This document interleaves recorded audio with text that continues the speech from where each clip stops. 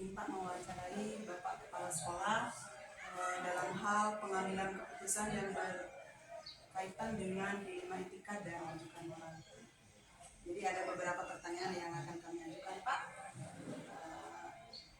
Yang pertama, kami akan berikan kesempatan kepada Ibu Mariam untuk mengajukan pertanyaan terkait dengan pengambilan keputusan yang Bapak ambil selama ini.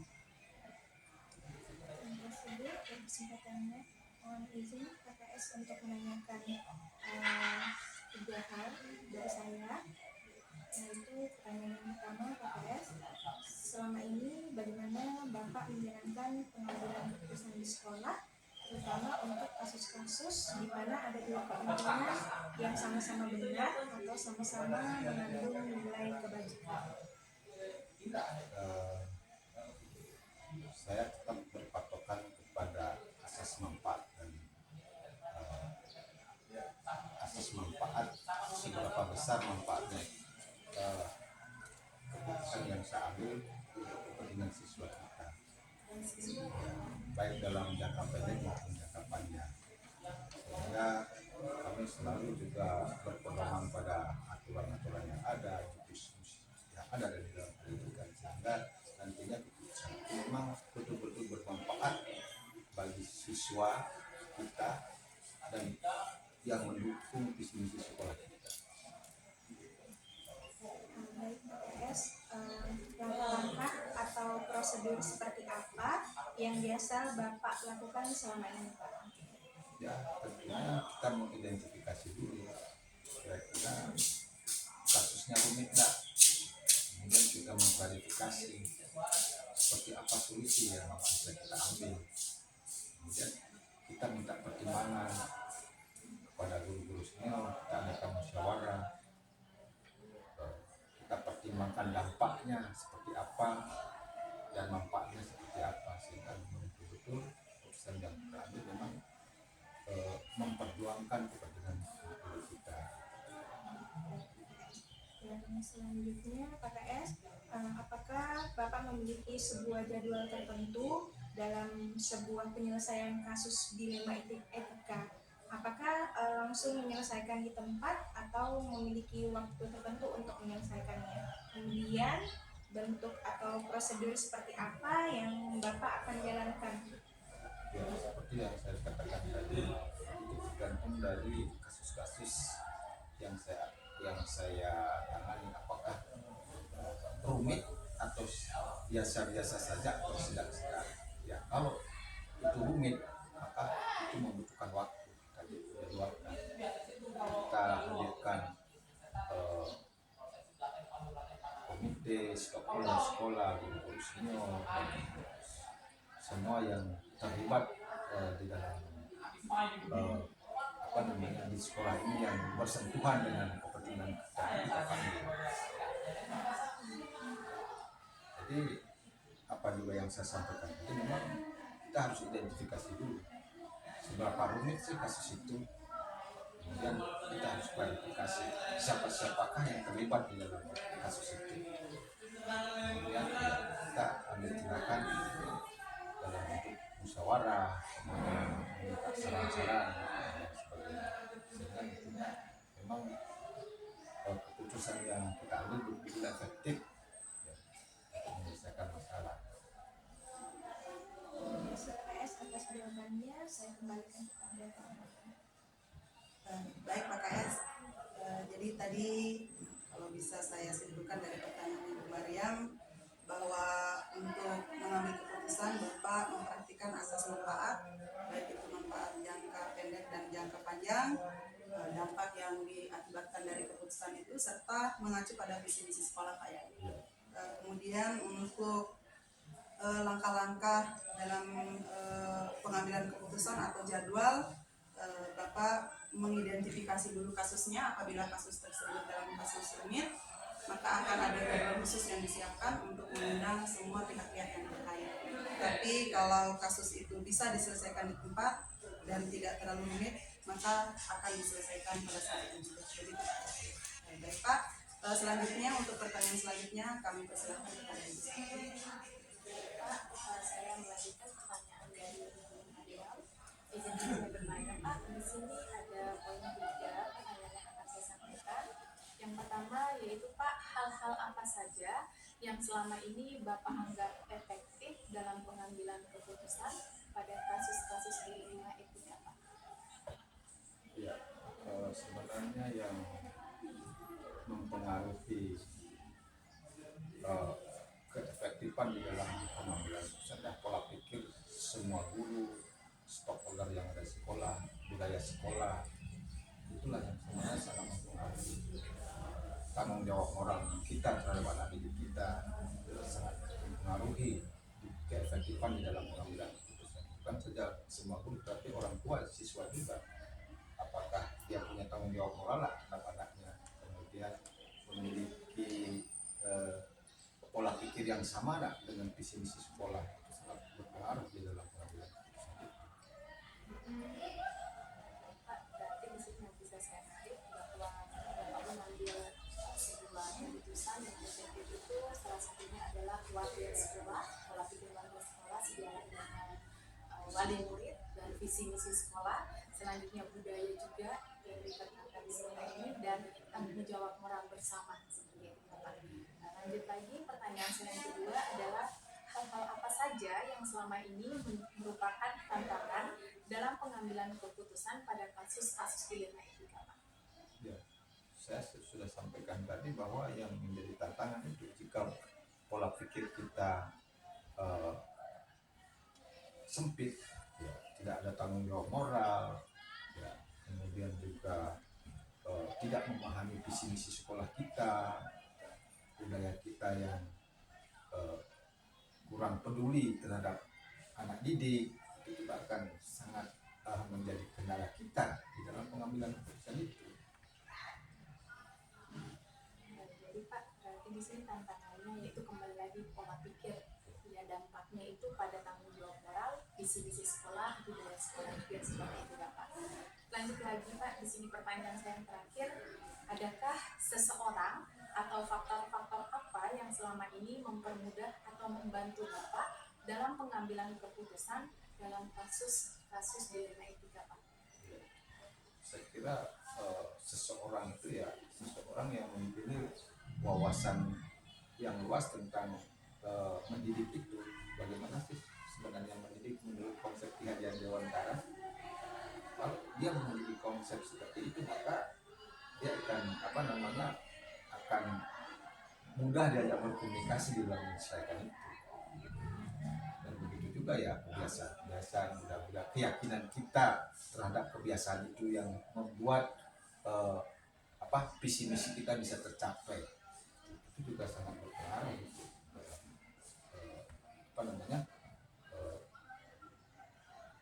dalam menyelesaikan masalah kita.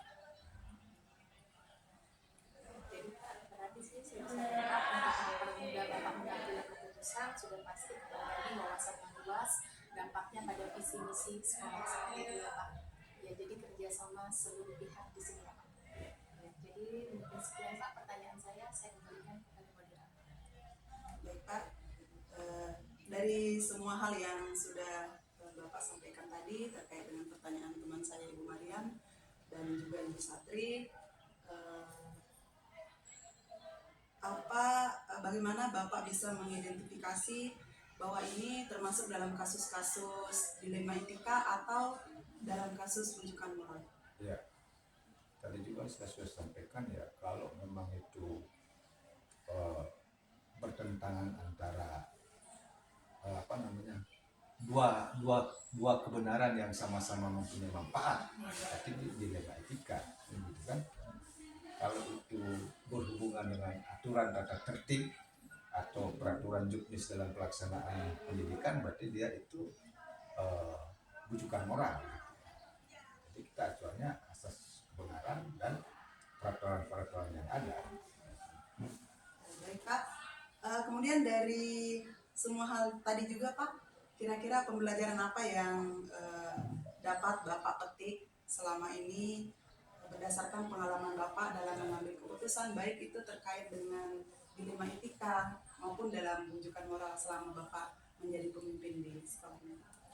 Ya, arti artinya dengan saya melibatkan semua stakeholder yang ada di sekolah, guru-guru yang ada di sekolah, saya bisa mengidentifikasi loh tentang karakteristik guru yang ada di sini. Jadi, ada 4 karakteristik guru yang ada di sini. Ada 1 guru yang mau dan mampu untuk diajak berkomunikasi menyelesaikan masalah. Yang kedua, ada guru yang tidak mampu tapi mau. Ada juga guru yang mampu tapi tidak mau. Dan ada sama sekali yang terakhir, orang tidak mampu dan tidak mau itu susah diajak komunikasi dalam masyarakat saya. Baik, Pak. Jadi itu mungkin rangkaian pertanyaan yang kami sampaikan pada kesempatan pagi hari ini, Pak. Terima kasih atas waktu Bapak. Kalau saya melihat dari jawaban Bapak sudah memang memenuhi dari kriteria pengambilan keputusan yang berbasis kebajikan yang sifatnya universal demi pencapaian visi dan misi sekolah. Semoga kedepannya bisa lebih kita mempertimbangkan hal-hal apa yang perlu kita pertimbangkan agar keputusan ini memang benar-benar seperti yang Bapak bilang membawa ke visi misi sekolah. Terima kasih Pak atas waktunya. Selamat pagi.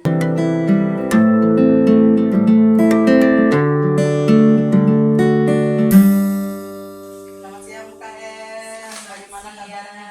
Ya, puji syukur hari ini baik-baik, sehat.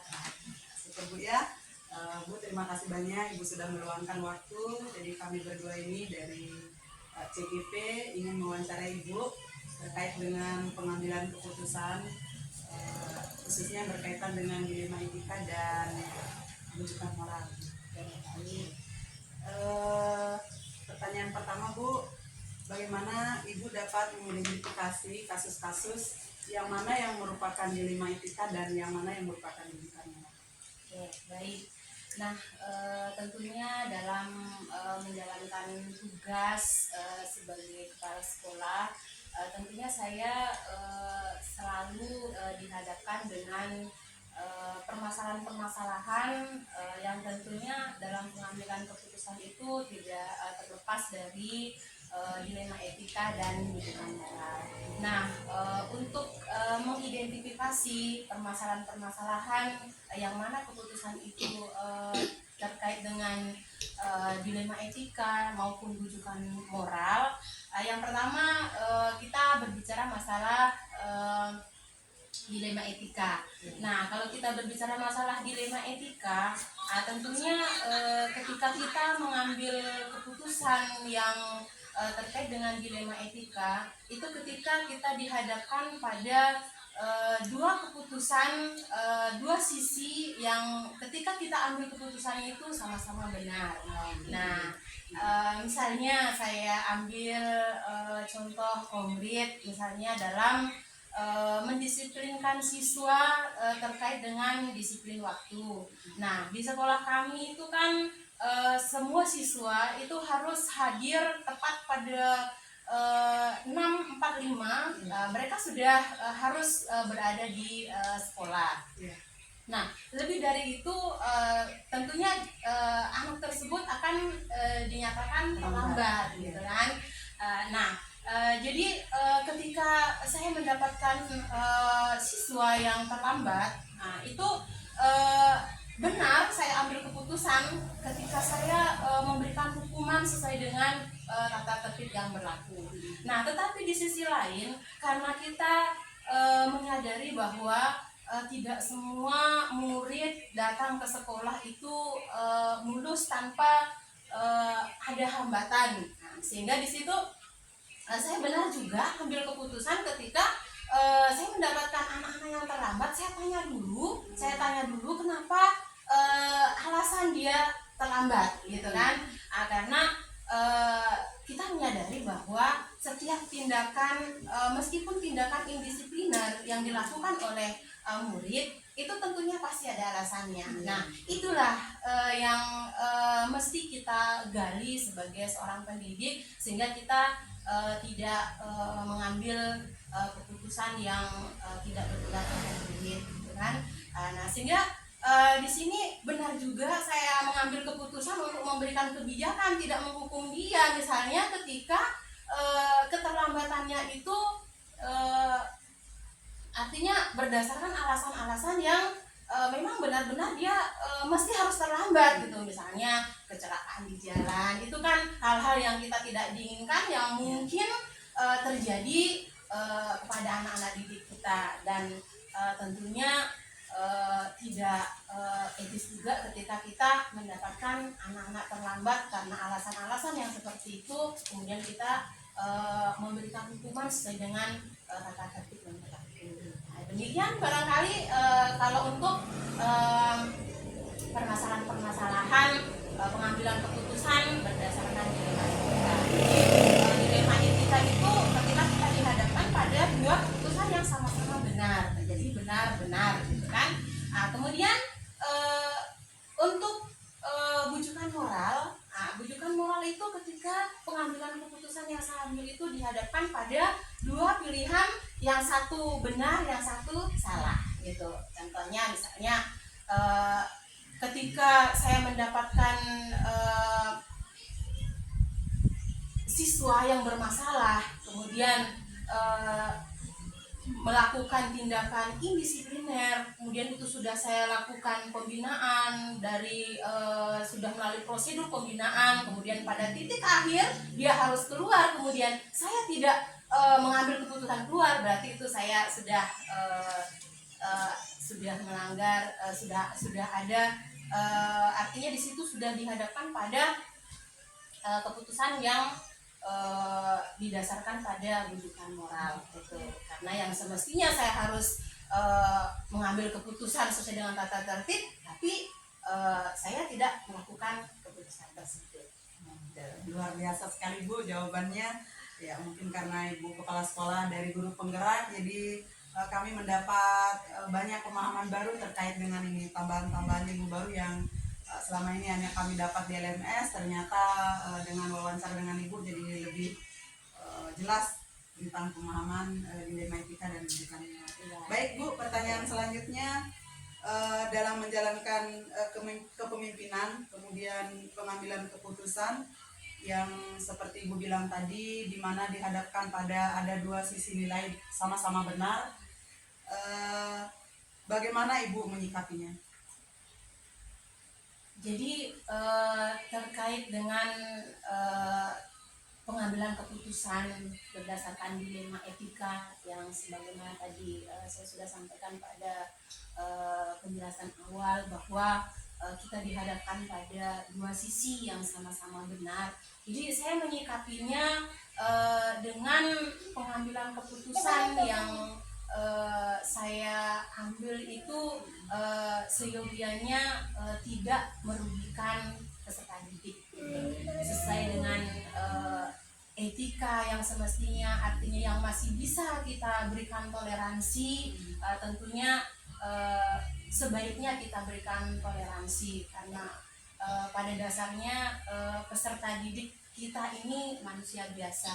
Manusia manapun itu pasti memiliki atau pernah melakukan kesalahan, sehingga disinilah peran kita sebagai pendidik untuk lebih memahami lagi seperti apa kondisi peserta didik kita, sehingga di dalam pembelajaran itu tercipta kondisi yang nyaman antara pendidik dan dengan peserta didik. Intinya berpihak pada murid ya Bu. Iya, benar sekali. Baik Bu, selanjutnya untuk mengambil keputusan yang berpihak pada murid, kemudian di mana di sini ada sisi dilema etika yang sama-sama benar, adakah prosedur atau langkah-langkah yang Ibu ambil dalam memutuskan itu Bu? Langkah yang kanan Ibu ambil atau langkah yang kiri? Apa ada prosedur atau langkah-langkah? Ya, kalau untuk prosedur yang baku, barangkali saya masih belum memiliki prosedur yang baku.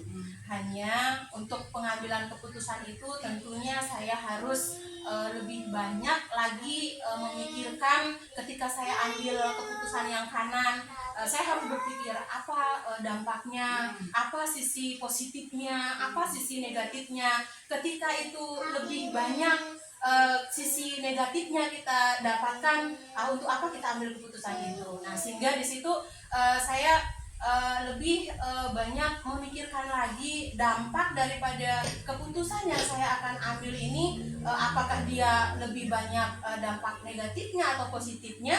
Sehingga di situ saya lebih mengambil keputusan yang bernilai positif bagi semua pihak. Jadi dalam pengambilan keputusannya kita mempertimbangkan dampak ya Bu ya. Jadi mana dampak positifnya lebih banyak itu yang Ibu ambil, seperti itu mungkin kalau bisa saya simpulkan. Ya, Baik Bu, kalau selama ini dari pengambilan keputusan, langkah yang paling efektif menurut Ibu yang paling tepat dalam pengambilan keputusan yang berkaitan dengan dilema etika, kira-kira langkah yang mana Bu? Kalau yang berkaitan dengan dilema etika, maksudnya yang langkah-langkah yang dimaksud ini seperti apa? Yang paling efektif begitu loh. Sehingga kita tidak lagi ada di intuisi atau perasaan kita rasa khawatir bahwa kesalahan yang kita bahwa keputusan yang kita ambil ini mungkin keliru, seperti itu. Oke, jadi untuk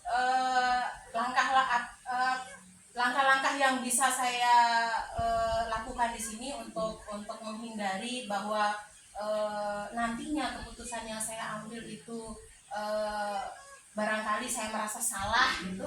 Nah, tentunya dalam mengambil keputusan itu saya tentunya tidak mengambil keputusan sendiri, karena di dalam sebuah institusi, dalam sebuah organisasi itu bukan hanya kepala sekolah di dalamnya. Nah, tentunya di situ sebelum saya mengambil keputusan yang tentunya akan berdampak pada murid, di situ saya tetap melibatkan semua stakeholder yang terkait, sehingga nantinya keputusan yang saya ambil itu bukan keputusan yang merupakan keputusan pribadi saya, tetapi itu adalah merupakan keputusan bersama, keputusan lembaga.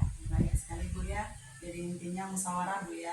Jadi segala sesuatu harus kita musyawarahkan. Baik Bu, untuk pertanyaan selanjutnya saya serahkan kepada rekan saya Bu. Terima kasih Bu atas kesempatannya. Mohon izin Bu PS, saya melanjutkan pertanyaan dari rekan saya. Yaitu tadi seperti yang Ibu sampaikan mengenai identitas kasus, terus kemudian ada langkah-langkahnya juga dalam menghadapi dilema etika. Nah, yang jadi pertanyaan pertama saya di sini, kira-kira tantangan apa yang Ibu hadapi ketika Ibu mengambil sebuah keputusan dalam hal dilema etika ini? Baik. Jadi tentunya dalam pengambilan keputusan itu tidak semudah yang kita bayangkan, apalagi kasus-kasus yang berkaitan dengan dilema etika, karena di dalam lembaga itu kita tidak berhadapan pada teman-teman yang sehati, yang memiliki pemikiran yang sama. Nah, tentunya inilah yang menjadi tantangan terberat saya ketika saya mengambil keputusan yang berkaitan dengan kasus dilema etika. Kemudian ada teman-teman yang artinya yang tidak sehati dan tidak sependapat, yang tentunya itulah tantangan buat saya untuk memberikan sedikit pemahaman kepada teman-teman bahwa inilah yang harus kita lakukan, karena barangkali setiap yang kita lakukan itu harus berpihak pada murid, karena di dalam tugas kita yang paling utama itu adalah murid. Jadi kembali lagi kepada perbedaan pendapat tadi ya Bu. Jadi yang pertanyaan yang kedua ini Bu, dalam penyelesaian kasus dilema etika ini Bu, apakah Ibu memiliki jadwal tertentu ataukah Ibu langsung menyelesaikannya di tempat secara langsung?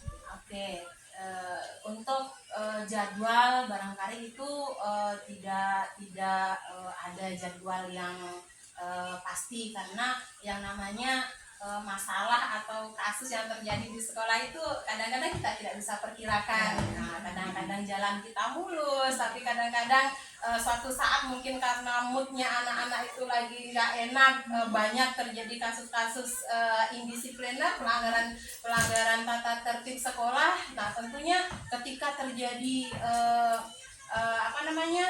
kasus-kasus tersebut ya tentunya saya harus menyelesaikan di hari itu juga, yang tentunya didasarkan pada musyawarah dengan teman-teman juga. Jadi menyesuaikan gitu Iya, ya, Bu. menyesuaikan. Nah, jadi Bu, dari kasus dilema etika yang Ibu dapat tadi itu, nah faktor-faktor yang bisa Ibu dapatkan atau yang bisa membantu Ibu dalam menyelesaikan permasalahan ini, kira-kira apa itu, Bu?